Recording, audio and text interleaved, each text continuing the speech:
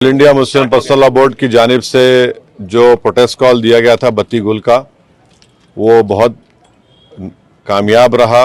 गैर मामूली उसका स्पॉन्टेनियस रिएक्शन रहा और ख़ास तौर से तेलंगाना, हैदराबाद और कर्नाटका से जो अभी तक हमारे पास रिपोर्ट्स आ रहे हैं, पूरे लोगों ने बिला लिहाज मज़हब मिल्लत इसका साथ दिया है। मैं उनका शुक्रिया अदा करता हूं। और इस प्रोटेस्ट करने का एक ही मकसद है कि हम नरेंद्र मोदी गवर्नमेंट को ये पैगाम देना चाहते हैं, ये मैसेज देना चाहते हैं कि आपने जो वक्फ अमेंडमेंट एक्ट 2025 बनाया है वो वक्फ बोर्ड के मफाद में नहीं है। वो वक्फ बोर्ड को बर्बाद करता है, वक्फ की प्रॉपर्टीज़ को ख़त्म करता है और ना उससे कोई रेवेन्यू में इजाफा होने वाला है। तो ये हमारा प्रोटेस्ट इसीलिए था और क्योंकि जो कानून बनाया गया वो अनकॉन्स्टिट्यूशनल है, हमारे संविधान के फंडामेंटल राइट्स के आर्टिकल 14, 15, 25, 26 और 29 का ग्रेव वायलेशन है। इसीलिए ये प्रोटेस्ट कॉल दिया गया है। आइंदा 1-2 हफ्ते के बाद ह्यूमन चेन का भी प्रोटेस्ट होगा, राउंड टेबल कॉन्फ्रेंस होंगी। तो ये हमारा प्रोटेस्ट उस वक्त तक चलता रहेगा जब तक नरेंद्र मोदी की हुकूमत इस बिल को वापस नहीं लेगी। मैं आप तमाम का शुक्रिया अदा करता हूं जिन्होंने इस बत्ती गुल प्रोग्राम में हिस्सा लिया।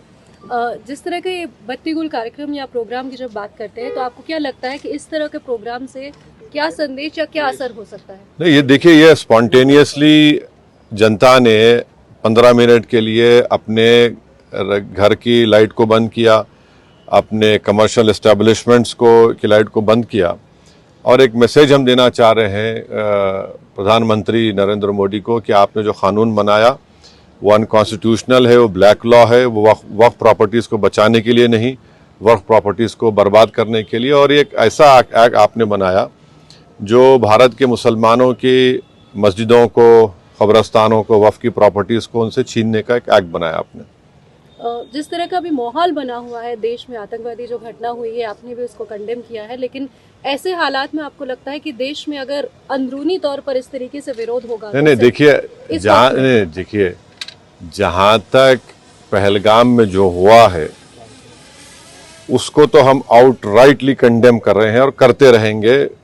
और हमने उस टेररिस्ट एक्ट को जिम्मेदार पाकिस्तान की इस्टेब्लिशमेंट, पाकिस्तान की सरकार को खड़ाया है और उन्हीं की पूरी सरपरस्ती में, उन्हीं की तायद, उन्हीं के सपोर्ट और फाइनेंशियल सपोर्ट से, मिलिट्री ट्रेनिंग से वो आतंकवादी पाकिस्तान से बॉर्डर क्रॉस करके पहलगाम तक आए और वहाँ पर उन्होंने 26 टूरिस्ट को जान ली।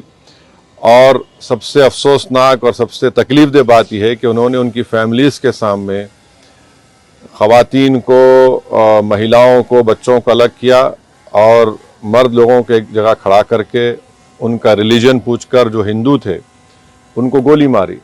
तो वो तो कंडेमनेबल है, उस पर कोई डिस्कशन होने की ज़रूरत भी नहीं है।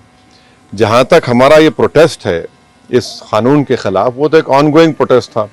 और आपको मालूम होगा कि all India Muslim personal law board ने उस टेररिस्ट एक्ट को कंडेम किया और क़रीब 3 दिन तक हमने अपने प्रोटेस्ट को रोक के रखा।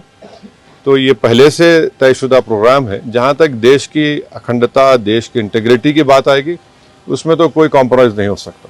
सर, आज की सबसे बड़ी खबर cash census, national cash census, इस पे आपका क्या कहना है? आपने धन्यवाद भी दिया है। एक तरफ क्रेडिट लेने की बात हो रही है, एक तरफ बीजेपी कह रही है कि तो मैं आपसे रिक्वेस्ट करूँगा, कल सुबह बात करेंगे ना, अपन आराम से बात करेंगे।